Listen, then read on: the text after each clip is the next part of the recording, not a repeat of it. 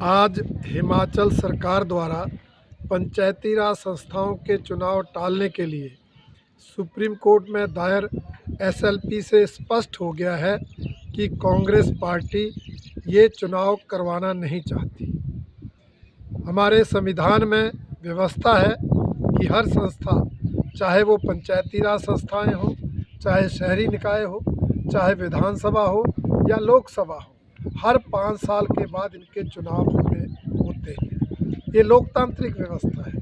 परंतु वर्तमान सुक्खू सरकार इन चुनावों को शुरू से ही टालने का प्रयास कर रही है। पहले इन चुनावों को टालने के लिए संवैधानिक संस्था चुनाव आयोग से टकराव लिया, चुनाव आयोग के निर्देशों की पालना नहीं की, उनकी अधिसूचनाओं को नज़रअंदाज किया और फिर जब एक पीआईएल में माननीय उच्च न्यायालय द्वारा निर्णय दिया गया कि 30 अप्रैल 2026 तक पंचायती राज संस्थाओं के चुनाव करवाएं, तब भी हमारे माननीय मुख्यमंत्री जी ने हाई कोर्ट की अवमानना करते हुए उस निर्णय पर टिप्पणियां व्यक्त की और आज एसएलपी दायर होने से बिल्कुल स्पष्ट हो गया है कि ये सरकार लोकतंत्र में विश्वास नहीं करती।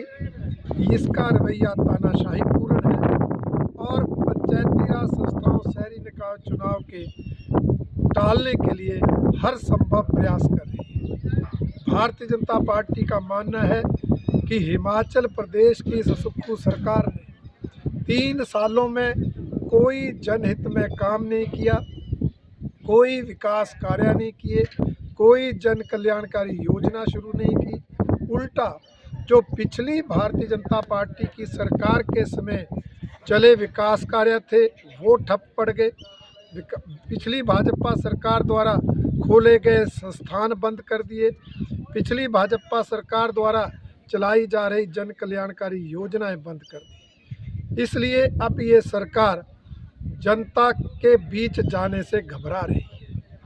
3 सालों में इन्होंने चुनावी वायदे तो क्या, चुनावी गारंटियां तक पूरी नहीं की। इसलिए किस मुंह से जनता के बीच जाए, इसलिए ये सरकार चुनाव टाल रही है।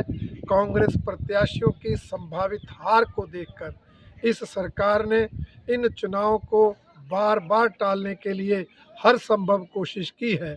भारतीय जनता पार्टी सरकार के इस अलोकतांत्रिक एवं तानाशाही पूर्ण रवैये की कड़ी निंदा करती है और इस बात की भी आलोचना करती है कि इस सरकार ने चाहे शहरी निकाय हो, चाहे पंचायती राज संस्थाएं हों, उनके चुने हुए जनप्रतिनिधियों को हटाकर उनको चलाने के लिए प्रशासक नियुक्त कर दिए हैं। वो भी अलोकतांत्रिक है, गैर संवैधानिक है।